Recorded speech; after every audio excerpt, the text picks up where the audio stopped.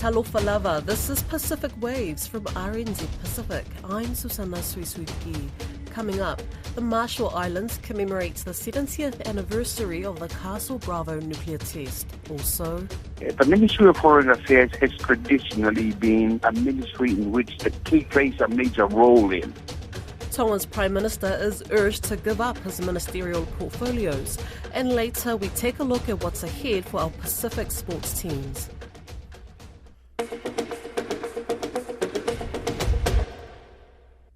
On March 1st, 1954, the US government exploded a thermonuclear weapon on Bikini Atoll in the Marshall Islands, codenamed Castle Bravo. The nuclear test was considered to be 1,000 times more powerful than the US atomic bomb dropped in Hiroshima. This year marks the 70th anniversary of the Bravo test, and the island nation will be holding ceremonies to commemorate the day. It's also a day for the younger generation in the Marshall Islands to learn about the 67 US nuclear tests conducted between 1946 and 1958. Joining me to talk about the nuclear legacies is the Marshall Islands correspondent for Islands Business publication, Nick McLellan. I began by asking Nick what exactly happened 70 years ago on Bikini Atoll. The US had developed atomic weapons, so-called fission weapons, in the Nevada desert at the test site. Famously, the bombs dropped on Hiroshima and Nagasaki were atomic weapons. But the United States wanted to develop more powerful weapons that were known as hydrogen bombs. The first of these was conducted in 1952, the so-called Ivy test. But the test in March 1954, codenamed Bravo, was the first time that they really wanted to see how a major thermonuclear weapon, a major hydrogen bomb, would go. In fact, it was a much bigger explosion than expected.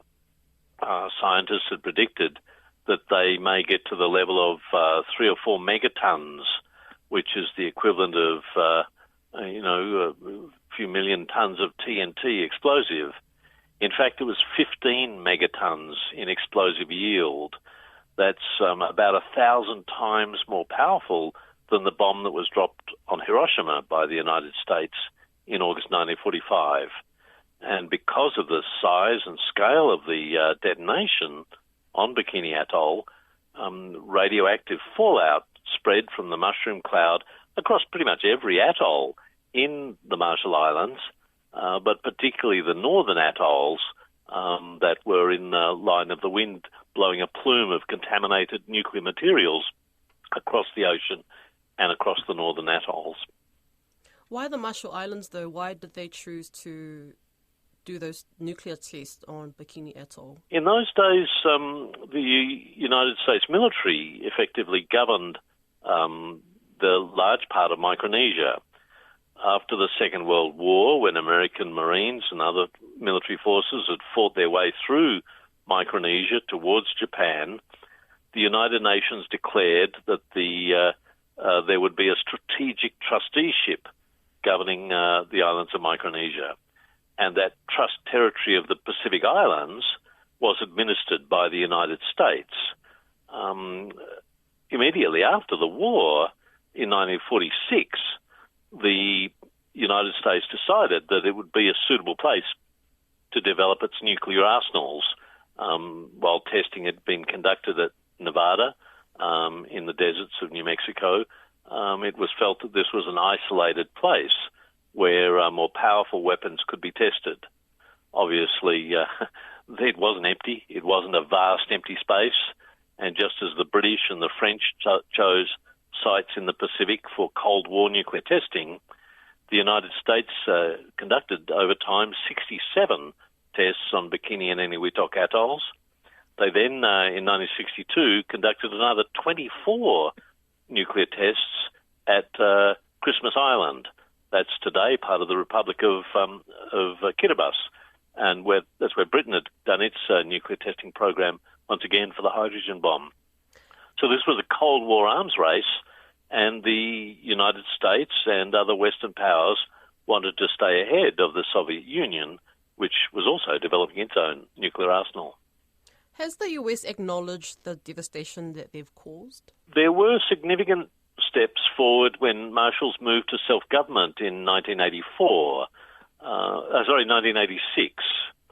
That was under a compact of free association where the United States and Marshall Islands came to a framework agreement that's governed the country ever since.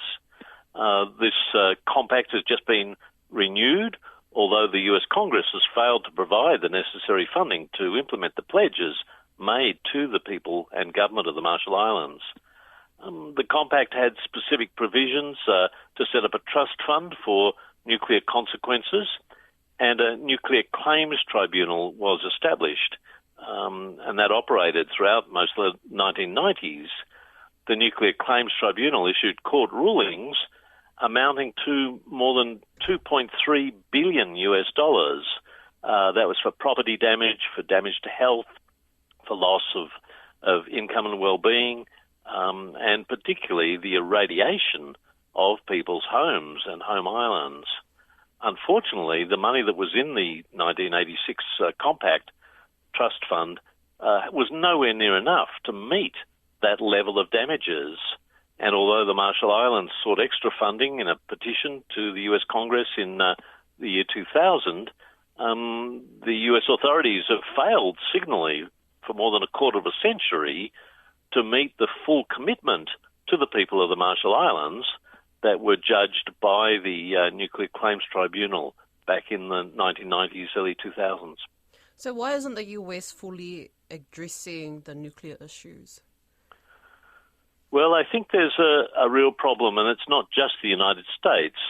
All of the nuclear weapons powers are reluctant to acknowledge that the development of Cold War nuclear arsenals impacted on local communities, neighbouring communities, as well as the servicemen and women, the labourers who staff the test sites.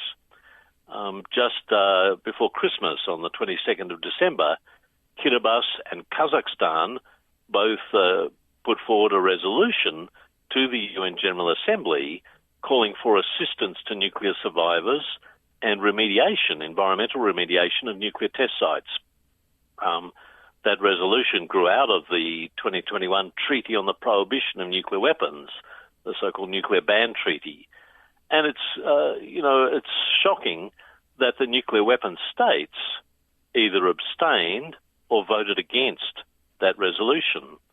5 nuclear weapons states, the United States, China, Israel, Pakistan and India, wouldn't vote in favour. They abstained. 171 countries voted in favour. Only 4 countries in the world voted no, voted to say that they wouldn't assist nuclear survivors and contribute to environmental remediation of nuclear test sites based on this international initiative. France and Britain joined Russia and North Korea to vote no. So the next time you hear French and British diplomats talk about how committed they are to the Pacific Islands region, remember that they lined up with Vladimir Putin and Kim Jong-un to say that they would not contribute to international efforts in line with this non-binding UN resolution to assist nuclear survivors for the 20th century disaster that they themselves created through nuclear testing at 10 sites around the Pacific. Just while we're on the subject of international leaders, why do the leaders, particularly in the North Pacific, Marshall Islands, Palau and FMS, why do they say that these islands are allies of the US despite the crippling impact that they've left behind from the nuclear test? Wouldn't you think that there'd be some animosity in their relationship with the US? The compacts of free association that Palau, FSM and the Marshall Islands have signed have a lot of advantages for the Micronesian peoples in the Northern Pacific, particularly around migration rights, so people can travel freely to Guam, to Hawaii and even mainland United States. There's a big Marshallese community, for example, in Arkansas, working and living in the southern states of America. At the same time, the US provides funding for a whole range of services, everything from postal services to health and other areas. And like many small island developing countries, there's a reliance on overseas assistance, technical assistance, finance, and so on. The sting in the tail, however, is that under the Compact of Free Association, the United States has a level of influence, indeed control, over defence and foreign policy. And thus you see quite often, for example, Federated States of Micronesia or Marshall Islands voting with the United States and Israel around questions on Palestine. But there's this tension.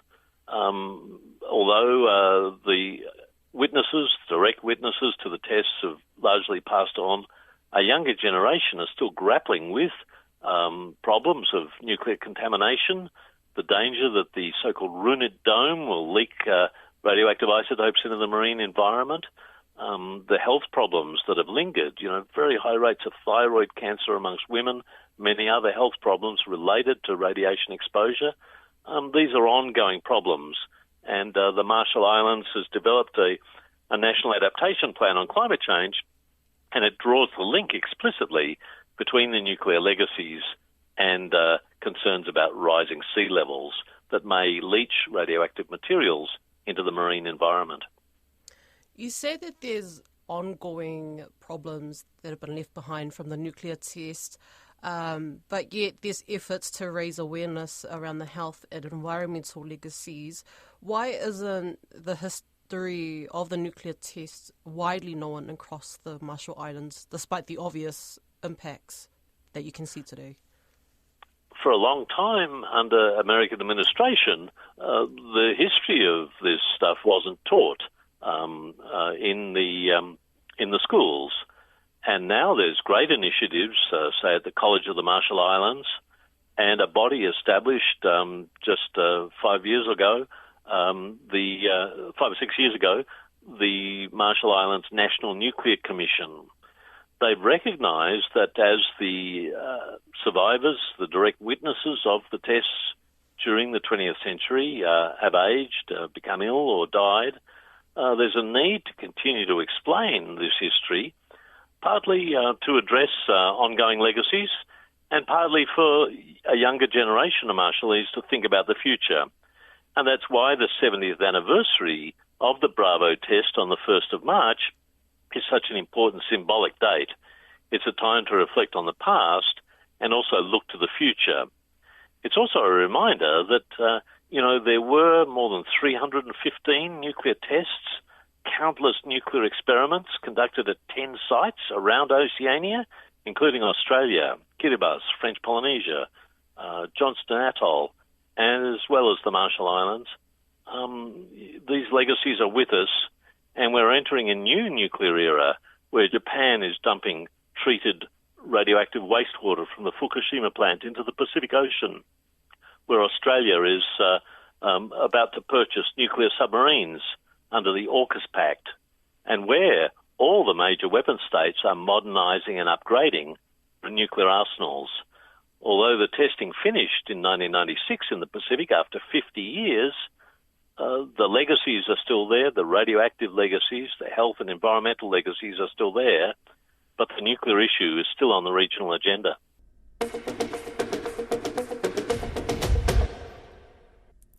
9 MPs in Tonga are urging Prime Minister Huakave Liku and Foreign Minister Fekita Utoika Manu to vacate their ministerial portfolios in respect of King Tupou VI.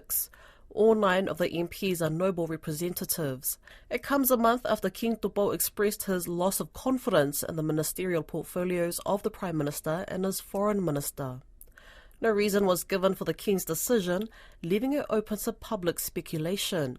Finau Funua spoke to our correspondent in Tonga, Kalafi Moana. Lord Dui Vakanoa read a letter to the Prime Minister in Parliament. He read it on behalf of all the noble representatives. What did Lord Dui Vakanoa say to the Prime Minister? The nobles in Parliament, they had a meeting, and he spoke in Parliament to kind of represent their own consensus. They feel that the Prime Minister should step out of the portfolio of being the Minister of Defense as well as the Minister of Foreign Affairs by the Utoika Manu. And instead of trying to resist the the expression of opinion from His Majesty, saying that it was unconstitutional and so on. So basically, that's where the difference came. And the Prime Minister seems to stand his ground that even though the King expressed his dissatisfaction with the performance of the two ministries, it didn't mean he was calling for resignation. So that's what happened yesterday. There was the noble expressed an opinion that they should step down. The Prime Minister is basically standing his ground that it would be unconstitutional. Why they didn't give a reason when the Privy Council that letter? They didn't actually give a reason for. No. What's your speculation, or what's the speculation out there as to the reason why the King has lost confidence? Let's just take the Ministry of Foreign Affairs. The Ministry of Foreign Affairs has traditionally been a ministry in which the King plays a major role in. I give you, for example, back during the reign of King Taufa'ahautu'u IV, he was the one that traveled to China and opened the door of diplomatic relations with China. Tonga, therefore, in those days, let go of relations with Taiwan. The King, in the same way, traveled to Saudi Arabia, and we had diplomatic relations with Saudi Arabia. So traditionally, the monarch, as head of state, have been involved quite a bit in opening up relations with other nations. The other thing, too, in terms of defense, the army is called His Majesty's Army. In other words, he has traditionally been the one heading up the army, or the military arm of the defense force. And there was a good reason for that, because they didn't want the defense force to under political power, so that when a government comes into place, they could be in charge of the army to do something political instead of the defense of the country. So in past years, that has been the role of the monarch in those two ministries. And I guess that what's happened is that the Prime Minister, the head of government, wants those two ministries to be taken off from the hands of the active execution by the head of state to the government, so that the foreign affairs activities are run by the government, the defense and so on are under the jurisdiction of the government. And that's where the standoff came. This Prime Minister wants that to return. The other thing, too, that I have found out is that the Minister of Foreign Affairs, they had some staff situation in which she dismissed one of the two top staffs, and there was complaint about her dismissal of those two staff. So that must have come to His Majesty, and so there has been an unhappiness, so-called, of activities and things going on in foreign affairs. It looks like he's losing a lot of support in Parliament because he had that vote of no confidence, and now he has all the nobles against him. So he seems to be in a dangerous position. Yes. What if he doesn't yield to what the nobles have advised him? What's the danger he faces? Yes, you're correct. You know, whenever a situation like this come up, the nobles, of course, will always take the side of the monarch. The very existence of the nobles is according to the will of the monarch. So in Parliament, there will always be out of their way to support whatever comes out of the palace office. On the other hand, what I have seen this Prime Minister doing is really trying to pull things back so that instead of the king being a supreme ruler, that our constitution, what is on the constitution, and it's a reformed constitution, of course, will become the supreme rule in which we follow. And so I think he's trying to push the edge there in that regard. But as you know, as you said rightly, he has had a vote of no confidence in which he won, and he needs the support from the nobles. So it's going to be an interesting situation in the next couple of weeks or so here in Tonga.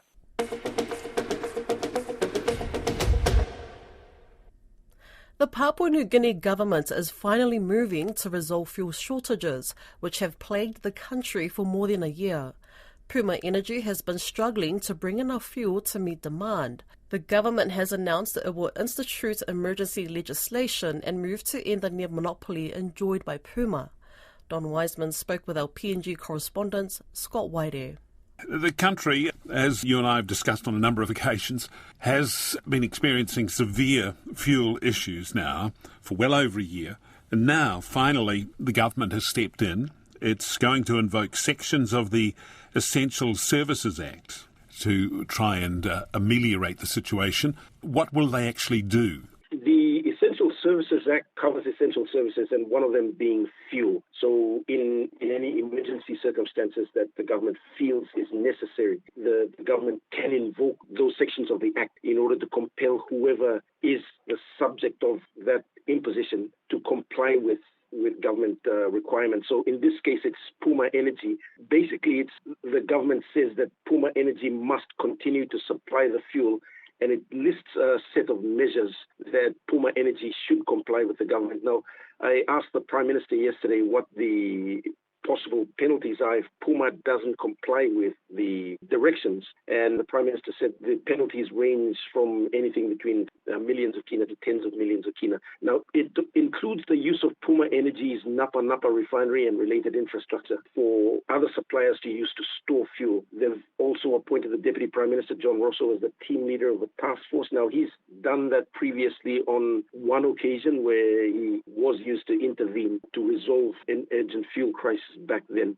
The other thing is it compels government agencies to collaborate with other fuel providers like ExxonMobil and Total to bring about some relief to this whole thing. But in the case of Puma Energy, it's all very well for the government to order them to maintain services, but Puma say they can't bring enough fuel in because of a shortage of foreign exchange. So is that going to be sorted?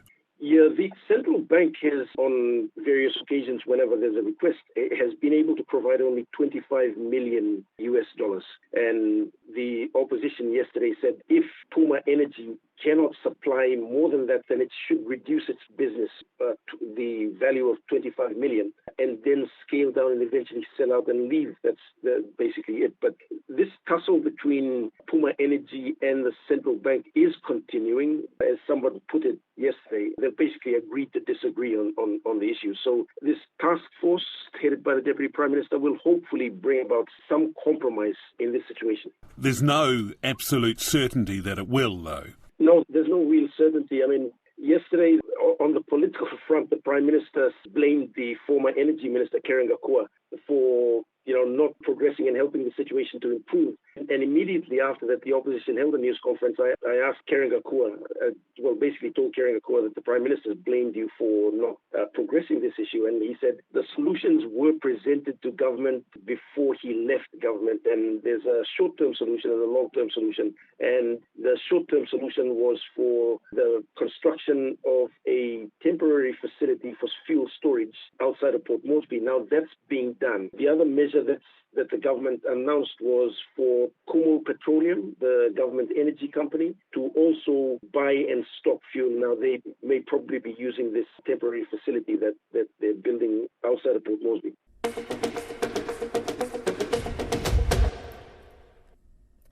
Moana Pasifika is yet to win their first game against the Fijian Drua in the Super Rugby Pacific competition. Playing in their third year, Moana gets the chance to write their own piece of history on Saturday evening in round 2 of the 2024 series. Head coach Whaalongo Tana Umanga, a former All Black and Hurricanes captain himself, says his Moana Pasifika Warriors will work on what they've learned to topple the Drua. Joining me for our Pasifika Sipoti Talanoa is our senior sports journalist, Iliesa Tora. Bola Iliesa, how are preparations by both Moana Pasifika and the Fijian Drua for this weekend's Super Round matches? Both the Moana Pasifika and Fijian Drua teams have announced their best lineups for this weekend's round 2 games, while naming former Crusaders flanker Sione Havili Taliuli as the man to lead his side against the Fijian Drua in round 2.